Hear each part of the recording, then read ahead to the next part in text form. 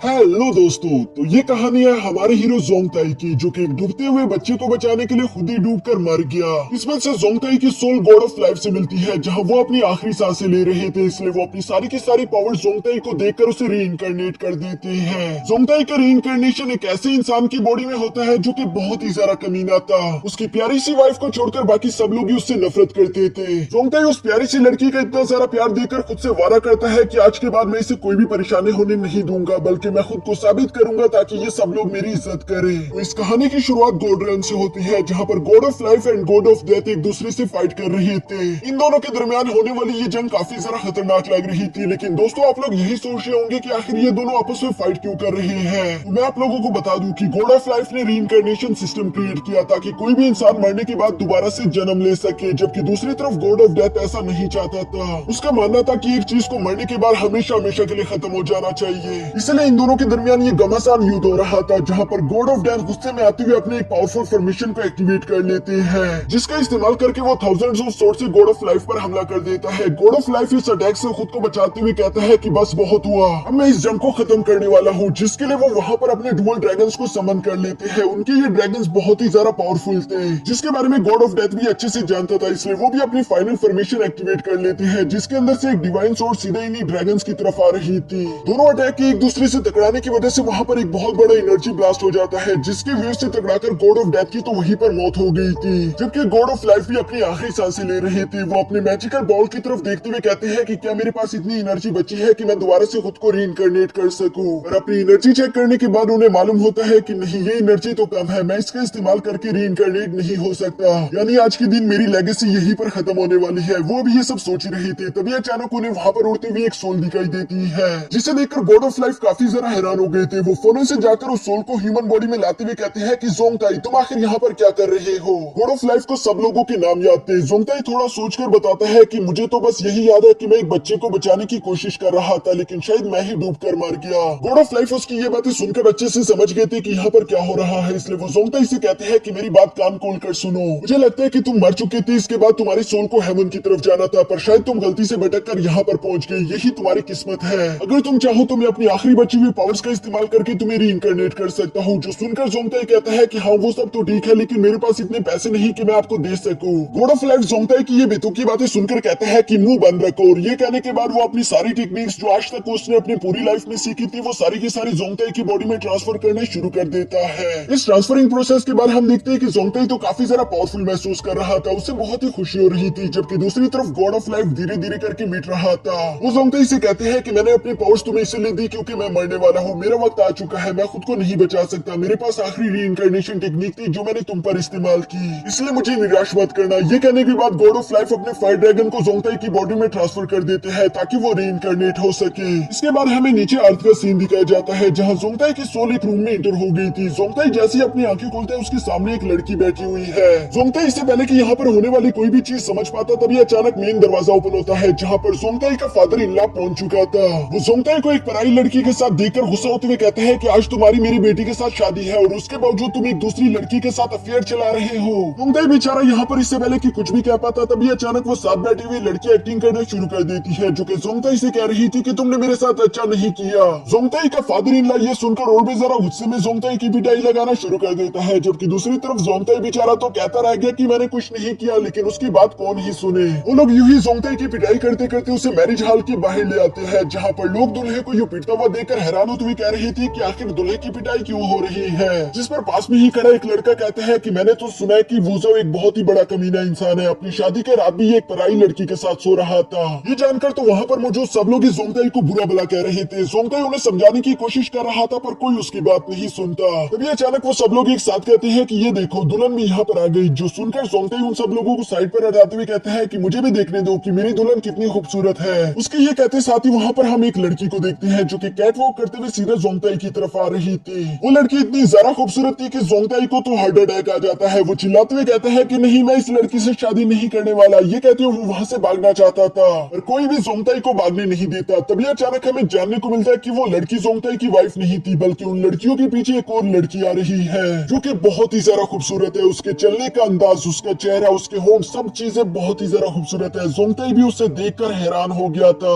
उसे तो यकीन ही नहीं आ रहा था कि आखिर ये एक परी इंसान इंसानों की दुनिया में क्या कर रही है। दूसरी तरफ वो खूबसूरत लड़की जिसका नाम किनमोई है, उसे जोंगताई के अफेयर के बारे में मालूम हो चुका था, इसलिए यहाँ पर मौजूद लोग सोच रहे थे कि अब जोंगताई की पिटाई होने वाली है। दोस्तों यहाँ पर आप लोगों को थोड़ी चीजें कंफ्यूज कर रही होगी, तो मैं आप लोगों को बता देना चाहता हूँ कि जोंगताई के सोल ने असल में किसी और की बॉडी में जन्म लिया है, जिसका अपना नाम वुजाओ था, और किनमोई भी वुजाओ की बीवी थी। वुजाओ यकीनन एक बहुत ही ज्यादा कमीना इंसान है, जो कि अपनी शादी के रात भी किसी और लड़की के साथ सो रहा था, पर जोंगताई तो वो इंसान नहीं। इसलिए जोंगताई अपने घुटनों के बल बैठकर किनमोई से कहता है कि मैं तुम्हें समझा सकता हूँ, मेरी बात पर यकीन करो कि मैंने ऐसा कुछ नहीं किया। जहाँ सब लोग समझ रहे थे कि किनमोई अभी उसे थप्पड़ मारेगी, लेकिन ऐसा होता नहीं। किनमोई उसे बहुत ही ज्यादा प्यार से कहती है कि कोई बात नहीं, मैं समझ सकती हूँ, मुझे तुम पर पूरा भरोसा है। ये कहने के बाद वो जोंगताई को हाथ से पकड़कर घर लेकर जाना शुरू कर देती है, जो देखकर जोंगताई और वहाँ पर मौजूद सारे लोग काफी ज्यादा हैरान थे। जोंगताई अपनी मन में कहता है कि मुझे यकीन नहीं आ रहा, ये लड़की इतनी ज्यादा खूबसूरत और इतनी अच्छी है, इसके बावजूद भी इसका हस्बैंड वुजाओ इतना कमीना था कि वो किसी और लड़की के साथ अफेयर चला रहा है। साथ ही जोंगताई खुद से वादा करता है कि आज के बाद वो इस लड़की का बहुत ख्याल रखेगा, वो इसके लिए कुछ भी करेगा ताकि वो इसकी नजरों में खुद की इज्जत बना सके। यहाँ जोंगताई अभी ये सब सोच ही रहा था, तभी अचानक उसके सामने जी फैमिली के कुछ बुली आ जाते हैं, जिनके लीडर का नाम ली शेन था।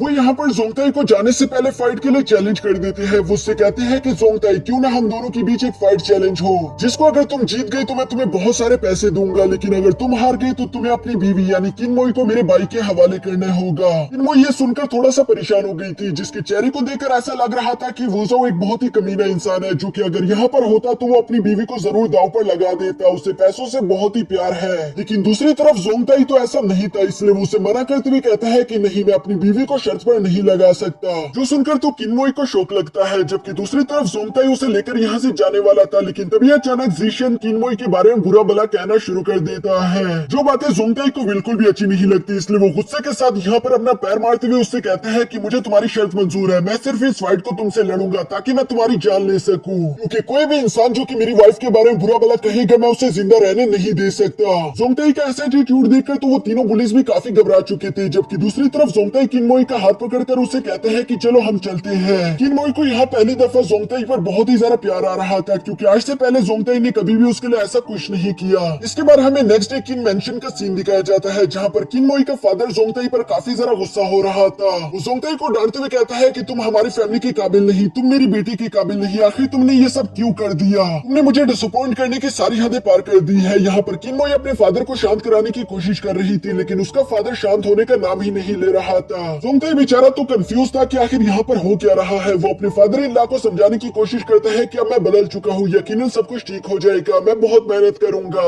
लेकिन उसका फादर उसे डांटते हुए कहता है कि हाँ बिल्कुल वैसे ही मेहनत करोगे जैसे तुमने हमारे वेपन्स को बेचकर उसकी शराब पी ली थी। किनमोई भी यहाँ पर थोड़ी सी नाराज लग रही थी, इसलिए जोंगताई उसे समझाने की कोशिश करते हुए कहता है कि जरा सोच कर तो देखो, अगर हमने उसे हरा दिया तो मुझे बहुत सारे पैसे मिलेंगे, जिसे हम लोग अपने लिए इस्तेमाल कर सकते हैं। लेकिन दूसरी तरफ किनमोई उसे डांटते हुए कहती है कि ये जिंदगी है, कोई मजाक नहीं, अगर उस फाइट के दौरान तुम्हें कुछ भी हो गया तो मैं कभी भी खुद को माफ नहीं कर पाऊंगी। यहाँ पर जोंगताई को जानने को मिलता है कि किनमोई खुद के लिए परेशान नहीं बल्कि उसके लिए परेशान है। ये देखकर तो जोंगताई को अपनी बीवी पर बहुत ही ज्यादा प्यार आ रहा था, लेकिन इससे पहले कि जोंगताई उससे थोड़ा सा भी रोमांस कर पाता, उसका फादर इन लॉ बीच में आते उसकी तशरीफ पर लाठी मारते हुए कहता है कि यहाँ से जल्दी जाकर अपनी प्रैक्टिस करो। जो मार खाने के बाद जोंगताई भी यहाँ से बिजली की तेजी के साथ भाग जाता है। इसके बाद हम किन पैट्रिक को देखते हैं, जो कि काफी ज्यादा निराश लग रहा था। वो यहाँ पर अपनी बेटी से माफी मांग रहा था कि मैंने तुम्हारी शादी वुजाओ जैसे निकम्मे इंसान से करा दी, अगर इसका फादर मेरा दोस्त रहा होता तो मैं कभी भी ऐसा नहीं करता। हमारी किन फैमिली का कारोबार है वेपन्स को सेल करना, लेकिन इस कमीने ने तो हमारे सारे वेपन्स को बेचकर उसकी शराब पी ली। जिस पर एक बार फिर से किनमोई अपने हस्बैंड को बचाने के लिए अपने फादर को शांत कराते हुए कहती है कि फादर शांत हो जाइए, वैसे भी अब हमारा कारोबार तो डूब ही चुका है, गुस्सा करने से कोई फायदा नहीं होगा। अभी तो बस मुझे इसी बात की फिक्र हो रही है कि जोंगताई फाइट के दौरान किस वेपन का इस्तेमाल करेगा। हम लोगों के पास कोई अच्छा हथियार भी तो नहीं है। यहाँ पर ये दोनों भी इसी तरह की बातें कर ही रहे थे, तभी अचानक इनका एक सर्वेंट बड़ी तेजी से भागता हुआ यहाँ किन पैट्रिक के पास आ गया था, जो कि इन्हें बताता है कि जी फैमिली के लोगों ने हमारे घर के दरवाजे के सामने अपनी दुकान खोल ली। ये सुनकर किन पैट्रिक जैसे वहाँ पर आकर देखते हैं तो उन्हें देखने को मिलता है कि मास्टर ज़ेन ने वहाँ पर अपनी वेपन्स की दुकान खोल ली है, जिनके वेपन्स तो काफी ज्यादा स्ट्रॉन्ग थे, इसलिए लोग उन्हीं वेपन्स को खरीदने की कोशिश करते हैं, जिसकी वजह से किन फैमिली के वेपन्स का कारोबार तो और भी ज्यादा खराब हो जाएगा। वो भी इसी परेशानी में यहाँ से जाने वाले थे, तभी अचानक वहाँ पर मास्टर ज़ेन भी अपने साथी को लेकर इन्हीं की छत पर आ जाता है, जहाँ वो किन पैट्रिक को ताना मारते हुए कह रहे थे कि अभी तुम्हें अपने कारोबार को बंद कर देना चाहिए, क्योंकि तुम्हारे पास इतने ज्यादा स्ट्रॉन्ग वेपन्स नहीं कि वो हमारे पावरफुल वेपन्स का मुकाबला कर सके। बाकी के लोग भी किन फैमिली की ये बेइज्जती सुन रहे थे, जिस पर किन किन पैट्रिक कहता है कि तुम्हें मालूम नहीं लेकिन हमारे पास भी काफी स्ट्रॉन्ग सोर्स मौजूद है। जो सुनकर मास्टर ज़ेन उन्हें पंसाने के लिए कहता है फिर क्यों ना तुम लोगों के वेपन्स के दरमियान और हमारे वेपन्स के दरमियान एक कॉम्पिटिशन हो जाए, जिसके भी वेपन ज्यादा स्ट्रॉन्ग होगी वही इस मार्केट पर राज करेगा। जो सुनकर आसपास के लोग भी इसी बात में हामी भर रहे थे। इस वजह से किन पैट्रिक के पास अब कोई रास्ता नहीं बचता। वो अपने एक सर्वेंट से कहते हैं कि नीचे गोदाम में कुछ डायमंड सोर्स पड़ी होंगी, उन्हें लेकर यहाँ पर आ जाओ। वो सर्वेंट जानता था कि वो डायमंड सोर्स में इतने ज्यादा पावरफुल नहीं, लेकिन वो बेचारा क्या ही कर सकता था। पीछे जोंगताई भी ये सारी बातें चुपकर सुन रहा है, इसलिए वो अपने मन में कहता है कि खुद की पावर्स को टेस्ट करने का ये एक बेहतरीन मौका है। जिसके बाद हम देखते हैं कि जोंगताई यहाँ पर पहले ही गोदाम में आ चुका था। जहाँ वो अपने सामने कुछ वेपन्स को देखता है, उन्हें देखते ही वो पहचान गया था कि जरूर यही डायमंड वेपन्स होंगे, जिस पर मुझे अपनी रिफाइनमेंट टेक्निक का इस्तेमाल करना चाहिए। ये कहने के बाद जोंगताई अपनी ब्लू एनर्जी का इस्तेमाल करते हुए एक रिफाइनमेंट टेक्निक परफॉर्म करता है। गॉड ऑफ लाइफ की पावर्स बहुत ही ज्यादा थी, क्योंकि जोंगताई की थोड़ी सी एनर्जी का इस्तेमाल करने की वजह से वहाँ पर मौजूद सारी की सारी सोर्स रिफाइन हो चुकी थी और उनमें से काफी ज्यादा ऊर्जा भी निकल रही थी, जिससे ये बात साबित होती है कि वो बहुत ही ज्यादा स्ट्रॉन्ग हो चुकी है। जोंगताई अभी यहाँ पर ये सब कर ही रहा था, तभी अचानक वो सर्वेंट वहाँ पर आ जाता है, जिसे लग रहा था कि शायद जोंगताई दोबारा से सोर्स को चुराने की कोशिश कर रहा था। जोंगताई बेचारा भी अपने मन में कहता है कि आखिर इन लोगों को हो क्या गया है, कोई भी मेरा यकीन क्यों नहीं करना चाहता। वो उससे कहता है कि चलो भी ये सारी बातें बंद करो, हमें ये सोर्स बाहर लेकर जानी है। जो कहने के बाद वो दोनों यहाँ पर सारी सोर्स लाकर मास्टर ज़ेन के सामने रख देते हैं ताकि वो इनका टेस्ट कर सके। मास्टर ज़ेन तो इन सोर्स को देखते साथ ही अपने मन में कहते हैं कि इनके अंदर से ऊर्जा तो काफी निकल रही है, लगता है ये काफी ज्यादा स्ट्रॉन्ग होंगे, पर सही से चेक करने का तो बस एक ही तरीका है। जो कहते साथ ही मास्टर ज़ेन अपनी सोर्ड निकालकर एक पावरफुल स्लैश लगा देते हैं। इस स्लैश की वजह से किन मैंशन का दरवाजा तो टूट चुका था, लेकिन किन फैमिली के सोर्स को कुछ भी नहीं हुआ। जबकि दूसरी तरफ हम देखते हैं कि जी फैमिली की सोर्ड टूट जाती है, जिसकी वजह से मास्टर ज़ेन तो काफी ज्यादा एम्बेरेस्ड हो गए थे। सभी लोग यहाँ पर खड़े होकर यही बातें कर रहे थे कि किन फैमिली के वेपन ज्यादा स्ट्रॉन्ग है, अगली बार हम इन्हीं के वेपन्स खरीदेंगे। जबकि किन पैट्रिक हैरान होते हुए अपने मन में सोच रहा था कि हमारे वेपन्स तो इतने ज्यादा स्ट्रॉन्ग नहीं, आखिर इनमें इतनी पावर्स कहां से आ गई। मास्टर ज़ेन और उसका साथी यहाँ पर खुद को बेइज्जती से बचाने के लिए कहते हैं कि हमारे बीच कोई मिसअंडरस्टैंडिंग हो चुकी है, अब हम लोग यहाँ से जा रहे हैं, प्लीज हमें माफ कर देना। जबकि जोंगताई इन लोगों को यहाँ से इतनी आसानी के साथ कैसे जाने दे सकता था, इसलिए वो फौरन इन लोगों के सामने आकर खड़ा हो जाता है। जो देखकर मास्टर ज़ेन उससे कहते हैं कि लड़के आखिर तुम मेरे सामने क्यों आ गए। जिस पर जोंगताई कहता है कि तुम लोग यहाँ पर आए, तुम लोगों ने वेपन्स चेक किए, इसमें कोई बड़ी बात नहीं, लेकिन तुम लोगों ने हमारे किन मैंशन का दरवाजा तोड़ दिया, जिसका हर जाना तुम्हें भरना होगा। मास्टर ज़ेन अपने मन में सोच रहे थे कि आखिर एक दरवाजे की कितनी कीमत हो सकती है, इसलिए वो हंसते हुए कहते हैं कि लड़के तुम बस अपनी कीमत बोलो, हम तुम्हें फौरन दे देंगे। जो सुनकर जोंगताई एक्टिंग करते हुए कहते हैं कि क्या तुम्हें मालूम भी है कि हमारा ये दरवाजा फीनिक्स वुड से बना हुआ था, ये बहुत ही ज्यादा कीमती है, इसलिए तुम लोगों को 10,000 टेल कोइंस देने होंगे। ये कीमत तो मास्टर ज़ेन के लिए बहुत ही ज्यादा थी, इसलिए वो गुस्सा होते हुए कहते हैं कि लड़के आखिर तुम्हारी हिम्मत कैसे हुई, तुम हमें लूटने की कोशिश कर रहे हो, आखिर तुमने खुद को समझ कर क्या रखा हुआ है, तुम बस किन फैमिली के कुत्ते हो। ये कहते हुए वो जोंगताई की बेइज्जती कर रहा था, जो बात किन पैट्रिक को अच्छी नहीं लगती, इसलिए वो अपनी एनर्जी एक्टिवेट करते हुए कहता है कि मत बोलो कि तुम लोग किन मेंशन में खड़े हो, अगर तुम लोगों ने यहाँ पर मेरी फैमिली की बेइज्जती की मैं तुम लोगों को जान से मार दूंगा। मास्टर ज़ेन का साथी उन्हें समझाते हुए कहता है कि ये फाइट करने का अच्छा वक्त नहीं, इसलिए ये लोग जो कीमत बोल रहे हैं हमें इन्हें दे देनी चाहिए। मास्टर ज़ेन ना चाहते हुए भी इस बात के लिए एग्री हो गई थी, जिसके बाद हम देखते हैं कि ये दोनों ही अपने पास से 5,000 टेल कोइंस निकालकर जोंगताई को देने की कोशिश करते हैं। जो देखकर जोंगताई अपने मन में कहता है कि 10,000 टेल कोइंस इन्हें देने में जरा से भी दुख नहीं हो रहा, लगता है मैंने गलत कीमत लगा दी, इसलिए वो दोबारा से एक्टिंग करना शुरू कर देता है। वो इनसे कहता है कि आखिर तुम दोनों ये क्या कर रहे हो, जिस पर वो बताते हैं कि तुम्हें 10,000 टेल कोइंस दे रहे हैं। जोंगताई उनसे कहता है कि शायद तुम लोगों ने मेरी बात को गलत समझ लिया, तुम दोनों को ही 10,000 टेल कोइंस देने होंगे, यानी कि टोटल मिलाकर 20,000 टेल कोइंस। मास्टर ज़ेन को ये सुनकर एक बड़ा सा शौक लगता है, जो देखकर किन मोई तो हंस रही थी, लेकिन दूसरी तरफ अब उन लोगों के पास कोई रास्ता भी नहीं था, इसलिए वो लोग मजबूर होकर यहाँ 20,000 टेल कोइंस देकर चले जाते हैं। जोंगताई वो 20,000 टेल कोइंस लाकर यहाँ किन पैट्रिक को दे देता है, जबकि साथ ही साथ वो अपने मन में सोच रहा था कि अब किन पैट्रिक मेरी तारीफ करेगा, और किन पैट्रिक तो उसे लाठी दिखाते हुए फौरन भगा देता है कि जल्दी से जाकर अपनी प्रैक्टिस करो। जोंगताई के यहाँ से जाने के बाद किन पैट्रिक अभी भी उन सोर्स को देख रहा था, और वो अपने मन में कहता है कि आखिर ये सोर्स इतनी ज्यादा पावरफुल कैसे हो गई। वो अपने सर्वेंट से भी इसी बारे में सवाल करता है, जिस पर उसका सर्वेंट बताता है कि मेरे जाने से पहले वहाँ पर जोंगताई मौजूद था,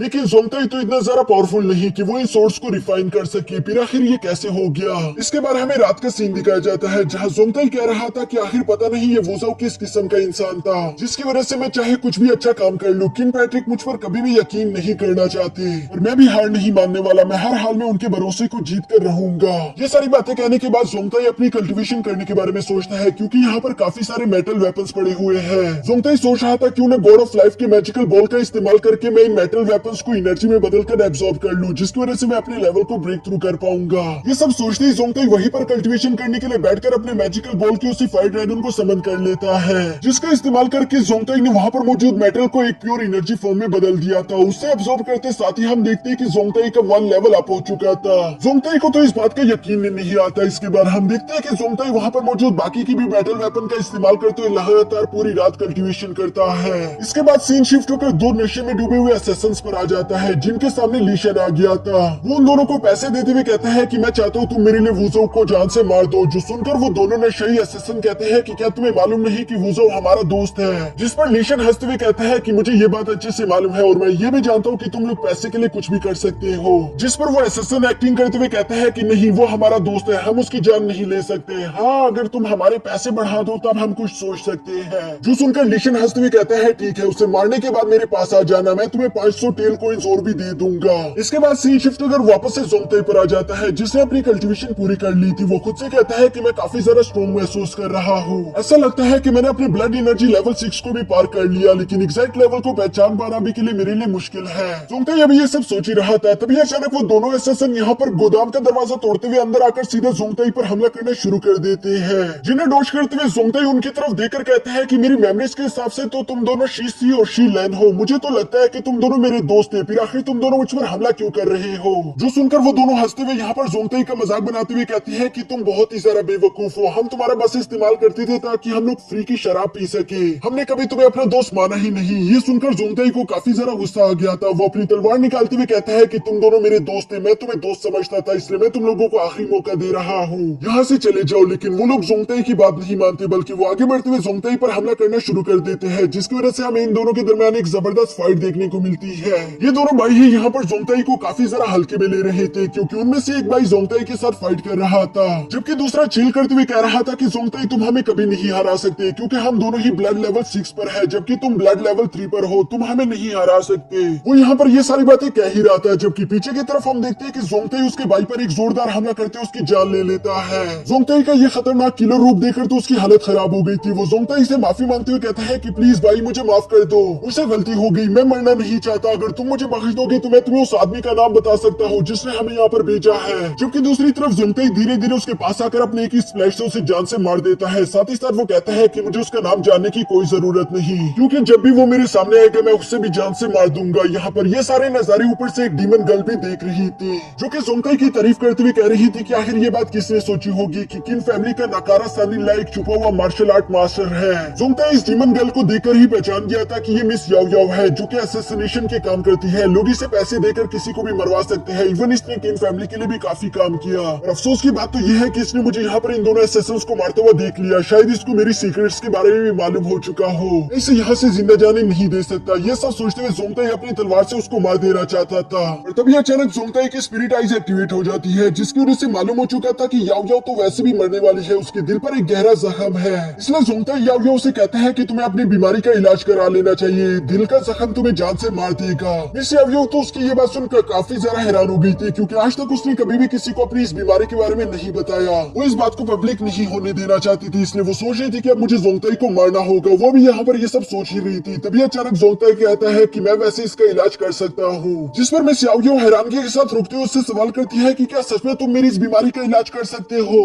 प्लीज मेरा इलाज कर दो। जिस पर जोंगताई उसे कहता है कि मैं तुम्हारा इलाज करूंगा या नहीं, ये इसी बात पर डिपेंड करता है कि तुम्हें मेरी शर्त मंजूर है या नहीं। मिस याओ याओ तो उसके किसी भी शर्त को मानने के लिए तैयार थी, इवन कि वो उसे अपनी बॉडी भी देने के लिए तैयार थी। वो जोंगताई को यहाँ पर ललचालने की कोशिश करती है, और जोंगताई खुद को संभालते हुए कहता है कि मुझे औरतों में कोई इंटरेस्ट नहीं है, अगर तुम चाहती हो कि मैं तुम्हारा इलाज करूं तो उसके लिए तुम्हें मुझे 300 टेल कॉइंस देने होंगे। मिस याओ याओ को यह सुनकर यकीन नहीं आ रहा था, क्योंकि वो अपने मन में सोच रही थी कि अगर ये लड़का मुझे 30,000 टेल कॉइंस भी मांगता मैं इसे दे देती। ये इतना बेवकूफ क्यों है, इसे पता नहीं है कि ये कितनी बड़ी बीमारी है। मैंने इसका हर जगह इलाज कराने की कोशिश की, लेकिन इसका इलाज कहीं भी पॉसिबल नहीं। जबकि जोंगताई अपने मन में सोच रहा था कि इस बीमारी का इलाज तो मैं कुछ ही नीडल से कर सकता हूँ। ये लड़की बहुत ही ज्यादा बेवकूफ है जो इसके लिए 300 टेल कॉइंस दे रही है। ये दोनों ही यहाँ पर एक दूसरे को बेवकूफ समझ रहे थे। इसके बाद हमें नेक्स्ट सीन दिखाया जाता है, जहाँ पर जोंगताई मिस याओ याओ का इलाज शुरू कर चुका था। वो गॉड ऑफ लाइफ की दी हुई मेमोरीज में से एक नीडल टेक्निक का इस्तेमाल करके यहाँ पर मिस याओ याओ का इलाज करता है, जिसकी थोड़ी देर बाद हम देखते हैं कि मिस याओ याओ काफी अच्छा फील कर रही थी। वो जोंगताई का शुक्रिया अदा करती है, जबकि जोंगताई उसे कहता है कि ज्यादा बातें मत करो, बस मुझे मेरे पैसे दे दो। मिस याओ याओ ने भी उसे फौरन से 300 टेल कॉइंस दे दिए थे। साथ ही साथ वो यहाँ पर जोंगताई से कहती है कि मेरे पास तुम्हारे लिए एक और काम भी है। मेरे दोस्त को भी ऐसी एक छोटी सी बीमारी है, अगर तुम उसका भी इलाज कर दो तो उसके लिए भी मैं तुम्हें 100 टेल कॉइंस दे सकती हूँ। जो सुनकर जोंगताई कहता है कि नहीं, मैं नेक्स्ट इलाज के लिए तुमसे 500 टेल कॉइंस लूंगा। इस याओ याओ यहाँ पर बार्गेनिंग करते हुए कहती है कि 300 टेल कॉइन से एक कॉइंस भी ज्यादा नहीं। जो सुनकर तो जोंगताई खुशी खुशी एग्री हो गया था। वो तो अपने मन में सोच रहा था कि अगर ये 300 टेल कॉइंस पर ना मानती तो मैं इसके लिए 100 टेल कॉइंस पर भी एग्री हो जाता। इसके बाद हम नेक्स्ट सीन में मिस याओ याओ को देखते हैं, जिसने अपने रूम में किसी लड़के को बांध कर रखा हुआ था। वो लड़का मिस याओ याओ से काफी ज्यादा डरता था, लेकिन मिस याओ याओ आज के दिन मुस्कुराकर उसे कहती है कि यू फेंग, डरो मत, मैं यहाँ पर आज तुम्हें आजाद करने के लिए आई हूँ। तुम्हें मेरी बीमारी के बारे में मालूम था, इसलिए मुझे यहाँ पर तुम्हें कैद करके रखना पड़ा, लेकिन अब मेरी बीमारी ठीक हो चुकी है, इसलिए तुम्हें कैद करने का कोई मकसद नहीं। साथ ही साथ वो यहाँ पर यू फेंग से कहती है कि मुझे मालूम है कि तुम्हारी बॉडी में भी एक तरह का जहर है, अगर मैं उसका इलाज करवा दूं तो तुम मेरे लिए क्या कर सकती हो। जिस पर यू फेंग कहता है कि तुम मुझसे जो भी कहोगी मैं वो करूंगा, इवन मैं तुम्हारा गुलाम भी बनने के लिए तैयार हूँ। इस याओ याओ यू फेंग की ये बात सुनकर वहाँ पर जोंगताई को बुला लेती है ताकि वो यू फेंग का इलाज कर सके। यू फेंग का चेकअप करते वक्त अचानक जोंगताई पीछे की तरफ हटते हुए कहता है कि इसको तो फ्लावर विलो है। दोस्तों, फ्लावर विलो एक ऐसी बीमारी है जो कि गंदे काम करने से आती है। ये जानकर तो मिस याओ याओ को भी काफी ज्यादा गुस्सा आ गया था। वो यहाँ पर यू फेंग को एक जोरदार लात मारती है, जिसके बाद हम देखते कि बेचारा यू फेंग तो यहाँ पर जोंगताई पर गुस्सा कर रहा था। वो उससे कहता है कि तुम्हें होगा फ्लावर विलो, तुम्हारे पूरे खानदान को होगा फ्लावर विलो। साथ ही उसने रोना शुरू कर दिया था। वो बताता है कि मेरे सौतेले बाप ने मुझे एक जहर दे दिया था, जिसकी वजह से मुझे फ्लावर फ्लू हो गया है और लोग इसे फ्लावर विलो समझ लेते हैं, जिसकी वजह से उन्हें लगता है कि मैं गंदा हूँ और वो लोग मेरे पास नहीं आते। जोंगताई उसकी ये बात सुनकर अपने मेडिसिनल स्पिरिट आई से उसको देखता है, जिसकी वजह से उसे ये बात कंफर्म हो चुकी थी और मिस याओ याओ को वो बताता है कि हाँ, ये सच कह रहा है। इसके बाद हम देखते हैं कि जोंगताई ने अपनी नीडल टेक्निक का इस्तेमाल करके बहुत ही आसानी से उसका भी इलाज कर दिया था, जो देखकर यू फेंग को तो बिल्कुल यकीन ही नहीं आता। वो अपने मन में कहता है कि जरूर ये लड़का बहुत ही ज्यादा जीनियस है, मुझे इसके साथ अपनी दोस्ती को और ज्यादा बढ़ा देना चाहिए क्योंकि ये फ्यूचर में मेरे बहुत काम आएगा। ये सारी बातें सोचते वो जोंगताई से कहता है कि बड़े भाई, क्या तुम मेरे साथ शराब पीना चाहोगे? सारी शराब के पैसे मैं भरूंगा। जोंगताई ये सुनकर काफी ज्यादा हैरान हो गया था, लेकिन उसे इस बात से खुशी ही होगी, इसलिए हम नेक्स्ट सीन में हम देखते हैं कि ये तीनों ही यहाँ पर शराब खाने आ चुके थे, जहाँ ये तीनों मिलकर काफी अच्छा क्वालिटी टाइम स्पेंड कर रहे थे, खाने के साथ साथ वाइन को भी एंजॉय करते हैं। तभी अचानक मिस याओ याओ यहाँ पर जोंगताई से कहती है कि मैंने कुछ सुना था कि तुम ली शेन के साथ एक चैलेंज फाइट करने वाले हो, जिस पर जोंगताई उससे बताता है कि हाँ, ये बात सच है। उसने मेरी वाइफ की बेइज्जती करने की कोशिश की, इसलिए मैं उसके साथ सिर्फ फाइट नहीं बल्कि उसे जान से मार दूंगा। जो सुनकर मिस याओ याओ उसे बताती है कि क्या तुम्हें मालूम नहीं कि Li Shen already blood energy level 7 पर पहुंच गया, जबकि तुम तो अभी ब्लड एनर्जी लेवल 6 पर हो। जोंगताई उसकी ये बात सुनकर कहता है कि तुम्हें फिक्र करने की कोई जरूरत नहीं, मेरे पास कुछ सीक्रेट टेक्निक है जिसका इस्तेमाल करके मैं अपनी कल्टीवेशन लेवल को जल्दी बढ़ा सकता हूँ। ये सब कहने के बाद वो लोगों से अलविदा लेकर वापस से अपने उसी गोदाम में आ गया था, जहाँ पर वो मिस याओ याओ से कमाए हुए 600 टेल्स का इस्तेमाल करता है। क्योंकि ये टेल कोई सिल्वर से बने होते हैं, इसलिए जोंगताई का फायर ड्रैगन उन्हें एनर्जी ब्लड में बदल देता है, जिन्हें अब्सॉर्ब करके जोंगताई अपनी कल्टीवेशन कर रहा था।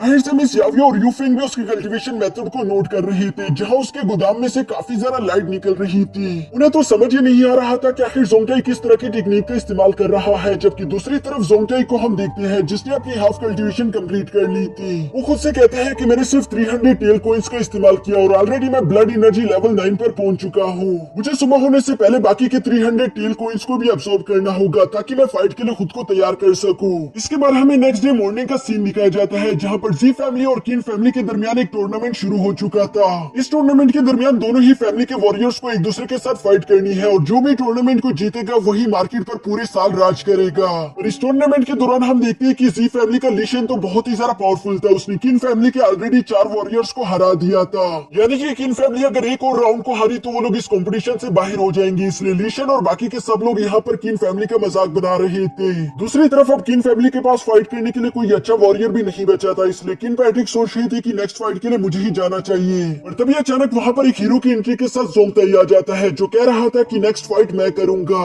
जोंगताई की इस हीरो वाली एंट्री पर पानी फेरते हुए उसकी फैमिली उसे डांटना शुरू कर देती है कि बेवकूफ, आखिर तुम यहाँ पर क्या कर रहे हो। जबकि किनमोई में जोंगताई से कहती है कि तुम्हें यहाँ पर नहीं आना चाहिए था, तुम काफी ज्यादा कमजोर हो, तुम इनसे फाइट नहीं कर सकते, यहाँ पर तुम्हारी जान चली जाएगी। जबकि ली शेन भी यहाँ पर जोंगताई के सामने फ्लेक्स करते हुए कह रहा था कि आखिर तुम यहाँ पर आ ही गए, अब मैं तुम्हें जिंदा वापस जाने नहीं दूंगा। जिस पर जोंगताई भी फ्लेक्स करते हुए अपनी सोर्ड निकालकर कहता है कि मैं भी यहाँ पर तुम्हारी जान लेना चाहता हूँ। साथ ही यहाँ पर जोंगताई पहली दफा बहुत ही ज्यादा कॉन्फिडेंस से किनमोई की आंखों में देखकर कहता है कि मुझ पर भरोसा करो। जोंगताई अब यहाँ पर ये सब कह रहा था, जबकि दूसरी तरफ ली शेन एक कॉफिन को उसकी तरफ थ्रो करते हुए कहते हैं कि ये गिफ्ट मेरी तरफ से तुम्हारी फैमिली के लिए, क्योंकि वो तुम्हारी लाश को यहाँ से लेकर कैसे जाएंगे। इस कॉफिन की वजह से उन लोगों का काम आसान हो जाएगा। जाएगा, जिसे जोंगताई अपने एक ही टांग से रोकते हुए कहता है कि शायद ये कॉफिन तुम्हारे काम आने वाली है। ये कहते साथ ही जोंगताई गुस्से के साथ यहाँ अरीना में जंप करके आ गया था, जो देखकर किन पैट्रिक उसे वापस नीचे आने के लिए कहते हैं। वो उससे कहते हैं कि प्लीज हार मान लो, लेकिन जोंगताई अब हार नहीं मान सकता, क्योंकि शर्त के मुताबिक अगर जोंगताई ने हार मान ली तो किनमोई जी फैमिली की हो जाएगी। ये बात जानते हुए किन पैट्रिक कहते हैं कि हाँ मुझे ये बात अच्छे से मालूम है, इसलिए मैं किनमोई के बदले अपनी सारी जायदाद देने के लिए तैयार हूँ। तुम बस हार मान लो, मैं किसी भी हाल में तुम्हें खो नहीं सकता। क्योंकि दोस्तों ये एक डेथ बैटल है, इसमें कोई भी इंसान जिंदा इस बैटल से बाहर नहीं निकल सकता। किन पैट्रिक की ये सारी बातें सुनकर जोंगताई काफी ज्यादा इमोशनल हो गया था। वो अपने मन में कहता है कि मेरा फादर इन लॉ बहुत ही अच्छा है, मैंने पास्ट में कितने ज्यादा बुरे काम किए, लेकिन इसके बावजूद मेरे फादर इन लॉ पूरी जायदाद देने के लिए तैयार है, सिर्फ मेरी जान बचाने के लिए। ये सारी बातें सोचकर तो जोंगताई और भी ज्यादा मोटिवेट हो गया था। वो अपनी तलवार को आसमान की तरफ उठाते हुए कहता है कि आज के बाद किन फैमिली की इज्जत को कोई भी नुकसान नहीं पहुंचा सकता। जो सुनकर किन पैट्रिक को बहुत ही बुरा लग रहा था। वो सोच रहे थे कि शायद जोंगताई यहाँ पर मारा जाएगा, लेकिन किनमोई अपने फादर से कहती है कि पता नहीं आज पहली दफा मुझे लग रहा है कि शायद जोंगताई इस कंपटीशन को जीत सकता है। दूसरी तरफ मैदान में हम देखते हैं कि जोंगताई अपनी तलवार लेकर लीशन से कहता है कि वैसे जो तुमने 2 एसेसन मुझे मारने के लिए भेजे थे, मैंने उन दोनों की जान ले ली। जो सुनकर लीशन ने भी अपने दोनों एक्सेस को बाहर निकाल लिया था, और वो जोंगताई से कहता है कि इस बात से कोई फर्क नहीं पड़ता, क्योंकि उनका अधूरा काम मैं पूरा कर दूंगा। ये कहते ही लीशन ने आगे की तरफ बढ़ते हुए जोंगताई पर हमला करना शुरू कर दिया था, जहाँ जोंगताई लगातार उसके अटैक्स को सिर्फ डॉज कर रहा था। और इसी तरह डॉज करते हुए जोंगताई पीछे हटने की कोशिश करता है, जो देखकर लीशन उसका मजाक बनाते हुए कह रहा था कि डरपोक बिल्ले क्या हो गया, तुम पीछे क्यों हट रहे। जबकि जोंगताई के दिमाग में तो पहले से एक चाल थी। वो पीछे की तरफ हटते हुए फौरन से वहाँ पर एक फॉर्मेशन क्रिएट कर देता है, जिसे 10,000 सोर्ड फॉर्मेशन कहते हैं। साथ ही जोंगताई ने इस फॉर्मेशन का इस्तेमाल करते हुए लीशन पर हमला कर दिया था, जिस अटैक की वजह से हम देखते हैं कि लीशन की हालत बहुत ही ज्यादा खराब हो गई थी। लीशन की ऐसी बुरी हालत देखकर जोंगताई अपने मन में कहता है कि अगर इसी टेक्निक को मैंने 2 बार और इस्तेमाल किया तो लीशन हार जाएगा, लेकिन सच बताऊं तो मैं इसे इतनी आसानी के साथ हराना नहीं चाहता, क्योंकि अभी तो इसे बहुत सारी चीजों का हिसाब देना है। बाहर की तरफ किनमोई भी यहाँ पर जोंगताई के इतने पावरफुल अटैक्स देखकर काफी ज्यादा इंप्रेस हो गई थी, जबकि जोंगताई भी इस मौके को हाथ से जाने नहीं देता। वो किनमोई की तरफ देखकर उसे आंख मारता है, जिसकी वजह से हमारी प्यारी किनमोई तो ब्लश कर रही थी। यहाँ पर इन दोनों के रोमांस में भंग डालते हुए एक बार फिर से हमारा विलन अपने पैरों पर खड़ा हो गया था, जो कि साथ ही साथ वहाँ पर एक फॉर्मेशन क्रिएट कर देता है। इस फॉर्मेशन की वजह से हम देखते हैं कि लीशन का ब्रेक थ्रू हो गया था। वो ब्लड एनर्जी लेवल 8 पर पहुंच चुका था। साथ ही साथ वो गुस्से से कहता है कि जोंगताई अब मैं तुम्हें जान से मार दूंगा। सब लोगों को देखकर यही लग रहा था कि अब तो लीशन पावरफुल हो गया, जोंगताई के बचने का तो कोई चांस नहीं। लेकिन दूसरी तरफ मैदान में तो कुछ और ही हो रहा था। ये बात तो हम भी जानते हैं कि जोंगताई तो उससे कई ज्यादा पावरफुल है। वो बस अपनी पूरी पावर्स को शो नहीं करना चाहता, वो बस अपनी थोड़ी सी एनर्जी का इस्तेमाल करके उसका मुकाबला कर रहा था, जिसके लास्ट में हम देखते हैं कि ये दोनों ही एक दूसरे पर स्पिरिट अटैक कर देते हैं, जिसकी एनर्जी ब्लास्ट की वजह से वहाँ चारों तरफ धुआं फैल चुका था। लोगों को लग रहा था कि शायद जोंगताई हार चुका होगा, लेकिन जैसे ही धुआं उड़ता है हम देखते हैं कि जोंगताई तो अभी भी अपने पैरों पर खड़ा था, जबकि लीशन के मुंह से खून निकल रहा है। वो अपने मन में कहता है कि आखिर ये जोंगताई कब से इतना ज्यादा पावरफुल हो गया। जबकि दूसरी तरफ जोंगताई उसका मजाक बनाते हुए कहता है कि इस तरह से तो तुम मुझे नहीं हरा सकती, तुम तो बिल्कुल एक छोटे से बच्चे की तरह लड़ रहे हो। किन पैट्रिक को तो यहाँ ये सब देखकर काफी ज्यादा खुशी हो रही थी, जबकि दूसरी तरफ लीशन के छोटे भाई गोहान को ये सब देखकर गुस्सा आ रहा था। वो काफी ज्यादा गुस्सा होते हुए कहता है कि आखिर ये कमीना जोंगताई कब से ब्लड एनर्जी लेवल 8 पर पहुंच गया। बाकी के यहाँ पर मौजूद ऑडियंस भी जोंगताई की इतनी पावर देखकर काफी ज्यादा इंप्रेस हो गई थी। साथ ही साथ उन्हें लग रहा था कि शायद आज ये पहली दफा हिस्ट्री में किन फैमिली इस टूर्नामेंट को जीतेगी। तभी अचानक मैदान में हम लीशन को देखते हैं, जो कि काफी ज्यादा गुस्से के साथ खड़ा हो गया था। बेशक वो जख्मी है, लेकिन इसके बावजूद भी वो एक डिमोनिक टेक्निक का इस्तेमाल करना शुरू कर देता है, जिसकी वजह से उसके पीछे एक बहुत बड़ी फायर से बनी स्पिरिचुअल बॉडी आ गई थी। वो बिल्कुल लीशन की तरह ही मूव कर रही है। लीशन भी उसका इस्तेमाल करके जोंगताई को मार देना चाहता था, लेकिन जोंगताई उन सारे हमलों से खुद को बचाते हुए गैलरी में पहुंच जाता है, जहां वो कह रहा था कि तुम जैसे बच्चे के साथ खेलकर मुझे अब और मजा नहीं आ रहा, इसलिए मुझे इस फाइट को खत्म करना है। ये कहते साथ ही जोंगताई अपने सोर्ड्स का इस्तेमाल करते उस बीस्ट के एक हाथ को काट देता है, जिसकी वजह से वो फायर बीस्ट और भी ज्यादा बुकला गया था। साथ ही वो तेजी से जोंगताई पर और ज्यादा हमले करना शुरू कर देता है, जिसे जोंगताई डॉज करते हुए लगातार छतों पर पहुंच रहा था। वो यूं ही ऊंचाई की तरफ जाने की कोशिश करता है, जहां भागते भागते जब जोंगताई एक सही ऊंचाई तक पहुंच गया था, तो वो अपनी सोर्ड का इस्तेमाल करते उस फायर बीस्ट पर हमला कर देता है, जिसकी वजह से वहां पर एक बहुत बड़ा एनर्जी ब्लास्ट हो गया था। इस ब्लास्ट के धुएं के हटने के बाद हम देखते हैं कि लीशन की हालत बहुत ही ज्यादा खराब थी, लेकिन अभी भी वो अपने पैरों पर खड़ा था, जहां वो जोंगताई को अभी कुछ बुरा भला कहना ही चाहता था। और तभी अचानक हम जोंगताई को देखते हैं, जो कि तेजी से उसी की तरफ आते उसे एक जोरदार हिट कर देता है, जिसकी वजह से लीशन उड़ता हुआ सीधा उसी कॉफिन में जा गिरा। वो अपने आखिरी अल्फाज यही कहता है कि मैं तुम जैसे एक नकारा इंसान से नहीं हार सकता, जिसके बाद लीशन की कहानी यहीं पर खत्म हो जाती है। लेकिन इस साल मार्केट प्लेस पर किन फैमिली राज करेगी, जिसकी वजह से किन फैमिली तो काफी ज्यादा खुश लग रही थी, लेकिन दूसरी तरफ जी फैमिली का गुहान काफी ज्यादा गुस्से में था।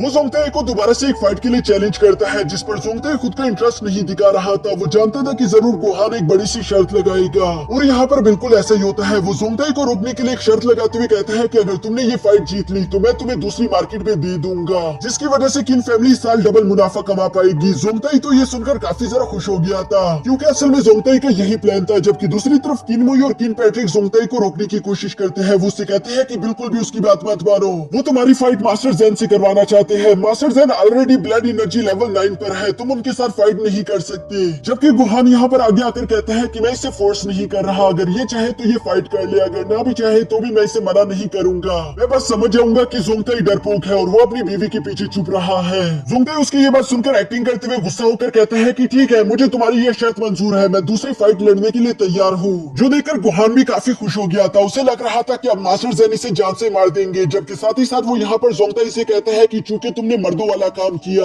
इसलिए मैं तुम्हारा इनाम बढ़ा देना चाहता हूँ। मैं तुम्हें मार्केट के साथ साथ 1000 टेल कॉइंस भी दूंगा अगर तुम इस फाइट को जीत गए। किनमुई को लग रहा था कि शायद जोंगताई जज्बाती हो रहा है, इसलिए वो उसे मना करने की कोशिश कर रही थी कि प्लीज फाइट मत करो, इसमें तुम्हारी जान चली जाएगी। लेकिन जोंगताई एक्टिंग करते हुए कह रहा था कि यहाँ पर कोई भी मेरी इज्जत नहीं करता, इसलिए मैं इस फाइट को लड़ूंगा ताकि मैं खुद के लिए इज्जत कमा सकूं। गोहान को तो यहाँ पर जोंगताई की ये सारी बहादुरी देखकर लग रहा था कि शायद वो बेवकूफ है, क्योंकि इसे मालूम ही नहीं कि ये यहाँ पर मरने वाला है। गोहान यहाँ पर जोंगताई को बेवकूफ समझ रहा था, जबकि असल में तो वो खुद ही जोंगताई की चाल में फंस चुका है। इसके बाद गोहान सीधा यहाँ मास्टर ज़ेन के पास आ गया था, जहाँ वो मास्टर ज़ेन से कहता है कि इस लड़की को आज जान से मार दो। जिस पर मास्टर ज़ेन उससे कहते हैं कि तुम बिल्कुल फिक्र मत करो, क्योंकि इस लड़के के साथ मेरा भी कुछ पुराना हिसाब बाकी है। ये कहने के बाद मास्टर ज़ेन फौरन से जंप करते हुए सीधा अरीना में आ गए थे, जहाँ जोंगताई भी उनके सामने खड़ा था। ये दोनों ही अपनी एनर्जी को अनलीश करते हैं, जहाँ पर हमें मास्टर ज़ेन की एनर्जी पहली दफा देखने को मिलती है और हमें मालूम होता है कि मास्टर ज़ेन तो बहुत ही ज्यादा पावरफुल है। अगर वो चाहते तो वो लास्ट टाइम भी जोंगताई को जान से मार सकते थे। मास्टर ज़ेन यहाँ पर अपने सबसे ज्यादा पावरफुल डिमोनिक टेक्निक का इस्तेमाल करते हैं, जिसकी वजह से उनके हाथों पर डिमोनिक थंडर ग्लव्स आ चुके थे। वो इनका इस्तेमाल करके आज जोंगताई की कहानी खत्म कर देना चाहता था। जबकि दूसरी तरफ जोंगताई भी खुद को तैयार करते हुए सोचता है कि मास्टर ज़ेन बिल्कुल मेरे पावर लेवल के बराबर है, यानी कि इसे हराने के लिए मुझे भी एक पावरफुल फॉर्मेशन का इस्तेमाल करना होगा। जो कहते साथ ही वो अपनी ड्रैगन फॉर्मेशन को एक्टिवेट कर लेते हैं। यहाँ ये दोनों ही अपने पावरफुल अटैक लेकर एक दूसरे से सीधा जाकर टकरा गए थे, जिसकी वजह से वहाँ पर चारों तरफ एक एनर्जी ब्लास्ट फैल जाता है। इस एनर्जी ब्लास्ट का प्रेशर इतना ज्यादा था कि आसपास की बिल्डिंग्स भी टूट रही थी। जबकि इस ब्लास्ट के इफेक्ट के बाद हम देखते हैं कि किनमुई की आंखों में आंसू आ चुके थे। उसे लग रहा था कि शायद जोंगताई मर चुका होगा, वो इस अटैक को सर्वाइव नहीं कर पाएगा। बाकी के सब लोगों को भी बिल्कुल ऐसा ही लग रहा था। लेकिन जैसे ही दौड़ते हैं हम देखते हैं कि मास्टर ज़ेन के ग्लव्स अचानक से टूट चुके थे और वो भी नीचे जमीन पर गिर जाते हैं। जोंगताई मास्टर ज़ेन को हराने के बाद पीछे की तरफ मुड़कर कहता है कि मुझे माफ कर देना, मैंने तुम्हें बताया ही नहीं कि मेरा लेवल ब्लड एनर्जी लेवल 9 से ज्यादा बढ़ चुका है। जबकि दूसरी तरफ गोहान को यह सब देखकर यकीन नहीं आता। वो फौरन से अरीना की तरफ जंप करते हुए कहता है कि आखिर ये कैसे हो गया, तुम मास्टर ज़ेन को नहीं हरा सकते, मास्टर ज़ेन तो बहुत ही ज्यादा पावरफुल थे, तुमने जरूर कोई ना कोई चीटिंग की होगी।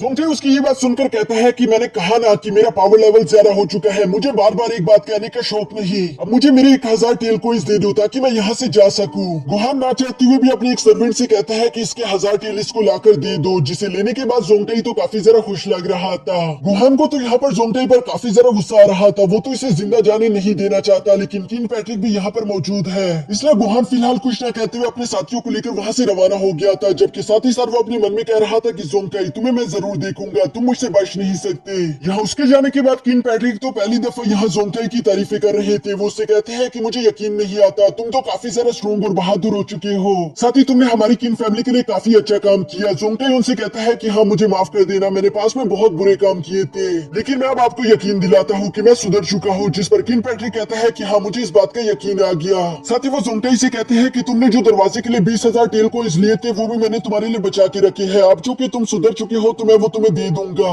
जिसके बारे में सुनकर जोंगताई अपने मन में सोच रहा था कि 20,000 टेल कॉइंस अगर मैंने वो सारे एब्सॉर्ब कर लिए तो शायद मैं भी नेट लेवल पर पहुंच जाऊंगा। जोंगताई अभी यहाँ पर ये सब सोच रहा था, तभी अचानक वहाँ पर एपिसोड 1 वाली वही लड़की आ जाती है जिसका नाम जिया सिलिडोन था। वो किनमुई की अच्छी दोस्त भी थी। वो किनमुई से कहती है कि क्या मैं जोंगताई से थोड़ी देर बात कर सकती हूँ, जिस पर किन पैट्रिक जोंगताई से कहते हैं कि इसके साथ जाओ और हो सके तो इससे माफी भी मांगना, क्योंकि तुमने इसके साथ बिल्कुल भी अच्छा नहीं किया। जोंगताई तो जानता था कि मैं बेकसूर हूँ, इसी लड़की ने पिछली बार भी मुझे फंसाने की कोशिश की थी, पर इसके बावजूद भी वो उस लड़की के साथ वहाँ से अकेले आ जाता है। जोंगताई गुस्से के साथ जिया से कहता है कि बोलो तुम्हें मुझसे क्या बात करनी है, जिस पर जिया आगे की तरफ आते हुए कहती है कि क्या मैं पहले जैसी खूबसूरत नहीं, तुम मेरी बॉडी को टच करने की कोशिश नहीं कर रहे, क्या मैं तुम्हें पसंद नहीं आ रही, पहले तो तुम मुझसे बहुत प्यार करते थे। जिस पर जोंगताई गुस्सा होते हुए कहता है कि अपना ये नाटक नाटक बंद करो। उस दिन भी तुमने मुझे फंसाने की कोशिश की थी और मैं जानता हूँ कि तुम ये क्यों कर रही हो, लेकिन अगली बार अगर तुमने ऐसा कुछ किया जिसकी वजह से किनमोई और मेरे ताल्लुकात खराब हो जाए तो याद रखना मैं तुम्हारी जान ले लूंगा। ऐसी धमकी देने के बाद जोंगटाई वहाँ से चला जाता है,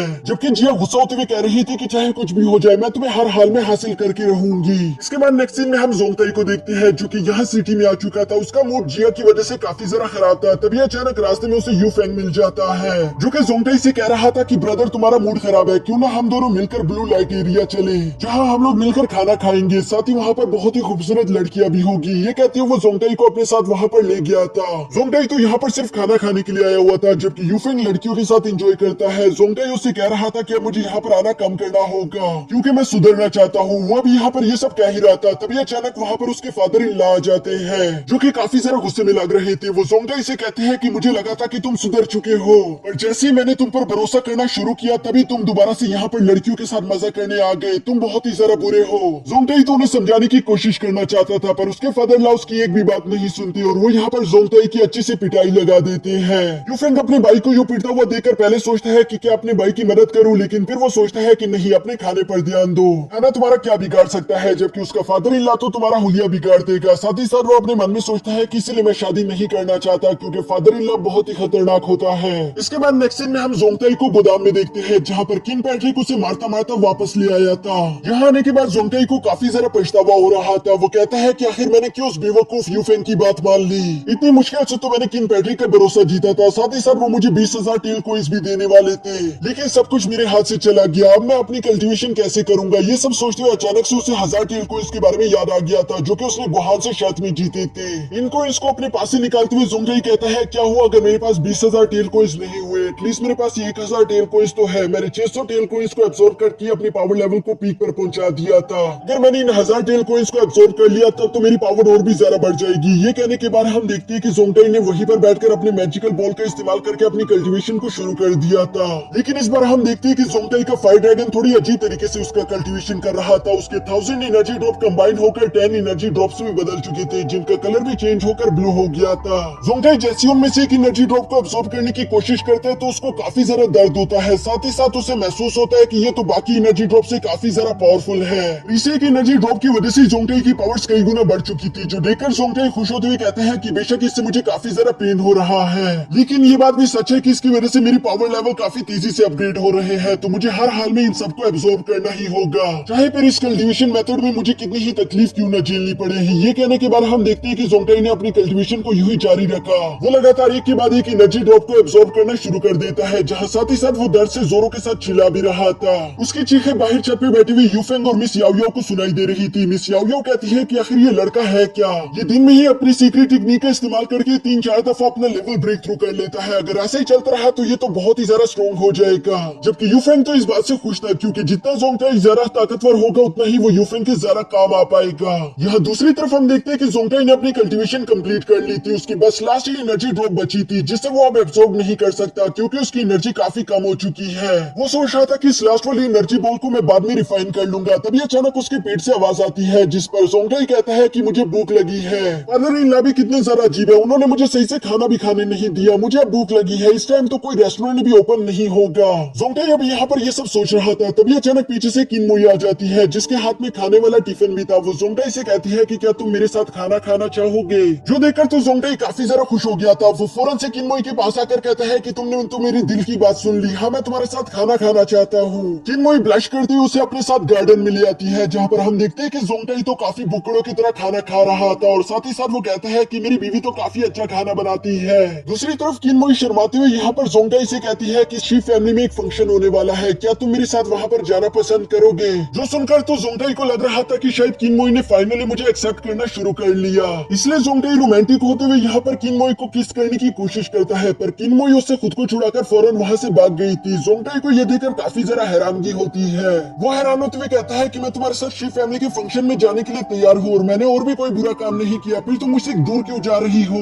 जिस पर किनमोई उसे डांटते हुए कहती है तुम फिर से उस गंदी जगह गई थी ताकि तुम पराई लड़कियों के साथ रात गुजार सको। जोंगटाई ये सुनकर उसे समझाने की कोशिश करता है कि ये बात सच नहीं है, मैं सिर्फ वहाँ पर खाना खाने गया था, लेकिन किनमोई उसकी बात नहीं सुनती। जबकि जोंगटाई अपने मन में कह रहा था कि आखिर मैं इन दोनों बाप बेटियों को कैसे समझाऊं, ये तो मेरी कोई भी बात नहीं मानती। इसके बाद सीन शिफ्ट होकर दूसरी तरफ जी फैमिली के गुहान गुहान पर आ गया था, जो कि जोंगटाई से हारने की वजह से काफी ज्यादा गुस्से में था। वो किसी भी हाल में किन फैमिली को बर्बाद कर देना चाहता है। तभी अचानक वहाँ पर उसका एक खबरी आ गया था, जो कि गुहान को बताता है कि शी फैमिली में जल्दी एक फंक्शन होने वाला है, जहाँ पर किन मोई भी जरूर जाएगी। अगर हम शी फैमिली को बता दें कि उनके 2 असैसिन्स को जोंगटाई ने मारा है, तो ये हमारे लिए अच्छा होगा। जो सुनकर गुहान कहता है कि हाँ, तुमने बिल्कुल सही कहा। अगर शी फैमिली को ये मालूम हो गया कि शी लेन और शी सी को जोंगटाई ने मारा है, तो वो लोग बदला लेने के लिए किन मोई को जान से मार देंगे, जिसकी वजह से जोंगटाई को शी फैमिली के खिलाफ खड़ा होना पड़ेगा। फिर चाहे इन दोनों में से कोई भी जीते, असली जीत तो हमारी ही होगी। लेकिन दूसरी तरफ वो खबरी कहता है, लेकिन क्या होगा अगर किन मोई को जोंगटाई ने मरने ही नहीं दिया। जो सुनकर जोंगटाई उस खबरी से कहता है कि हमारे तीनों निंजा एल्डर्स को कह दो कि वो जोंगटाई को रास्ते में रोक कर रखे, क्योंकि अगर यहाँ जोंगटाई फाइट कर रहा होगा तो वो किन मोई को बचाने के लिए वहाँ पर होगा ही नहीं, जिसकी वजह से एक जंग शुरू हो जाएगी।